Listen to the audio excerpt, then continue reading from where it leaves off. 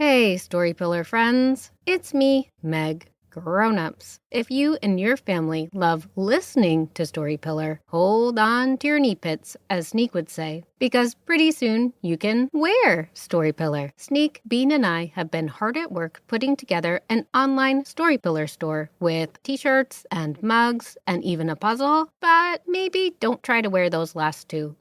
Keep your ears peeled for the Storypillar online store link coming soon in February 2024. Also, grown-ups, if listening to Storypillar has become a special part of your family routine, please consider making a donation on Ko-fi. It's just like Patreon, but with fewer fees, and every single donation helps us keep our little Storypillar train chugging along, hopefully for many seasons to come. As a thank you, monthly supporters will receive coloring pages for each new season of Storypillar, as well as a personalized shout-out from Sneak, Bean, Sparky, or me, Meg. Head to ko-fi.com/storypillar or check the episode notes for the link. Okay, ready for the show? Hello, everybody! It's me, Sneak, your number one chicken drum caterpillar best friend with red sneakers! Guess what, my little coconut? We're backy wacky for season 3 of Storypillar! I'm so excited to see you, it feels like my eyeballs are gonna sprout wings and fly away, which would actually probably really hurt. So let's just stick to a happy dance. Ready? A shaka shaka waka shaka season 3. A shaka shaka waka shaka season 3. A shaka shaka waka shaka season 3. Okay, my little ice tray. Enough shenanigans. We've got more to do than a ninja kangaroo on this week's sneak attack. So let's get to it. We'll talk about where we're headed for next week's story, hear some amazing riffaroo animal facts, and laugh our trash cans off with some amazing jokes. Ready? Next week we're headed to Mongolia, eat a cinnamon rollia, we're headed to Mongolia. Mongolia. What rhymes with Mongolia? Methinks this is going to be a little bit tricky, sticky. Do you have any ideas? Oh, that could work with a little imagination juice. Glug, glug, glug, glug, glug. Bull-ea? That's not a word, but who cares? Pole-ea? Oh, troll-ea? Roll-ea? Eureka, squeaka, I've got it. Let's high-five a troll-ea, eat a cinnamon roll-ea, climb a pole-ea, and ride a bull-ea all the way to Mongolia.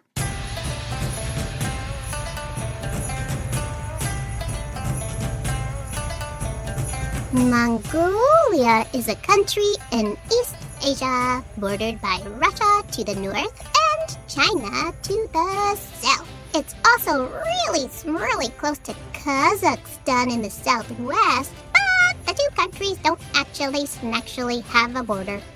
Mongolia happens to be covered in steppes, but not like the ones in your school or your house or your super turbo-powered camper van / spaceship. These kind of steppes are actually flat, treeless grasslands. Oh, and Mongolia also has a whole lot of cold, frosty mountains to the north and the Gobi Desert to the south, where temperatures can reach up to 45 degrees Celsius or 113 degrees Fahrenheit. Grab your ice pack flip-flops, it's gonna get toasty. Moving on, Sparkly Swan. One interesting thing about Mongolia is that some people have a nomadic lifestyle, which is just a fancy way of saying that they moved their homes according to the seasons and the food and water available for the animals they raise for meat, milk, clothing, and transportation. Oh, and nomadic Mongolians also have these amazing riffaroo houses called Gers, which are built on a round wooden frame and layers of felt made from the wool of their goats, or sheep, or yaks, or whatever other animals they keep as livestock. Gers have a lot of the things your home probably has, like sinks and refrigerators and stoves and holographic teletransporters to another galaxy. Oh, and some Gers even have solar panels. But, coconut, the coolest thing is nomadic families can take their Gers apart in about an hour, throw it in a wagon, and then set it all back up again in less than 3 hours. Holy house-hauling hotcakes! Okie dokie pokey. Another cool thing about nomadic families in Mongolia is that many of them participate in berkuchi, or eagle hunting, which, before you bust a blueberry, is not exactly what it sounds like. For this tradition, which is thousands of years old, families capture a young golden eagle, raise it as part of their family, and train it to hunt small animals like foxes or rabbit that they use for extra meat and clothing material before they eventually release the eagle back into the wild. Throughout history's mystery, many eagle hunters have been men. But, Donut, I know dear Diamondback is a young Mongolian woman who started training with a falcon at age 4, got her golden eagle at age 7, and was winning hunting competitions against grown-ups by age 10. Isn't that eagle-tastic? 3 cheers for Imo dear!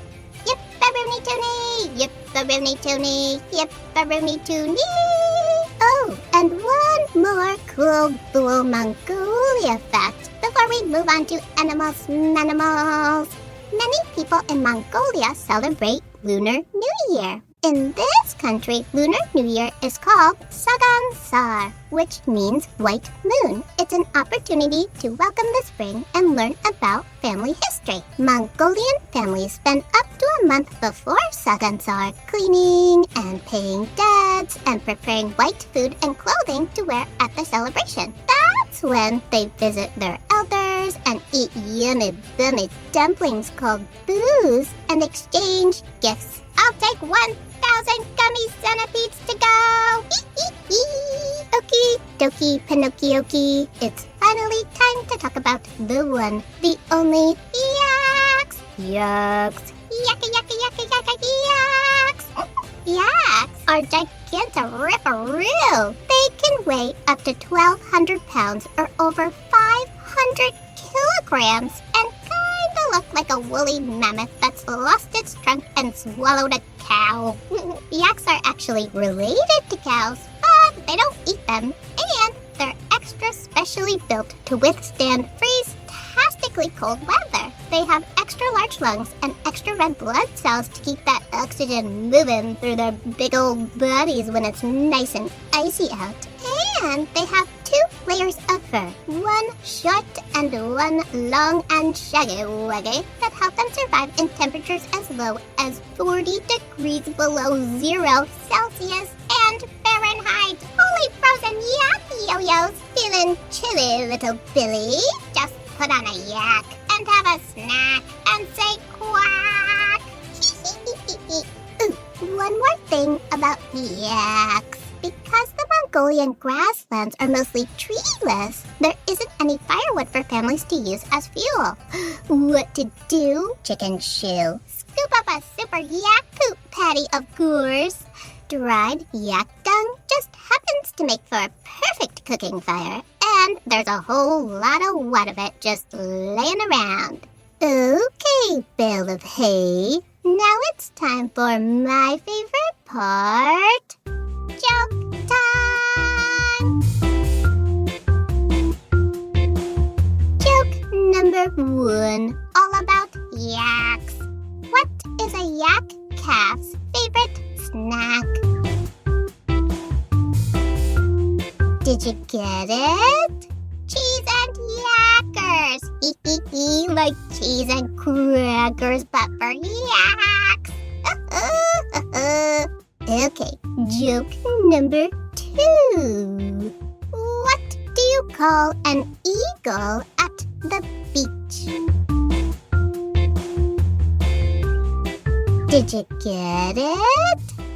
A seagull. Get it? An eagle at the sea, like a seagull, but not. It's still an eagle because it's a joke. It's so much fun to be telling jokes with you again.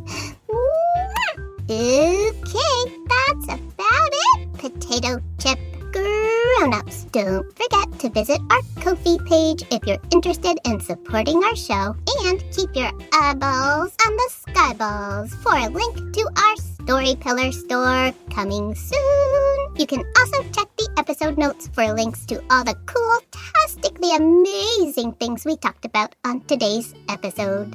Alrighty, nighty-lighty, that's it for this week's Sneak Attack. I can't wait to laugh my yak yo-yos off with you.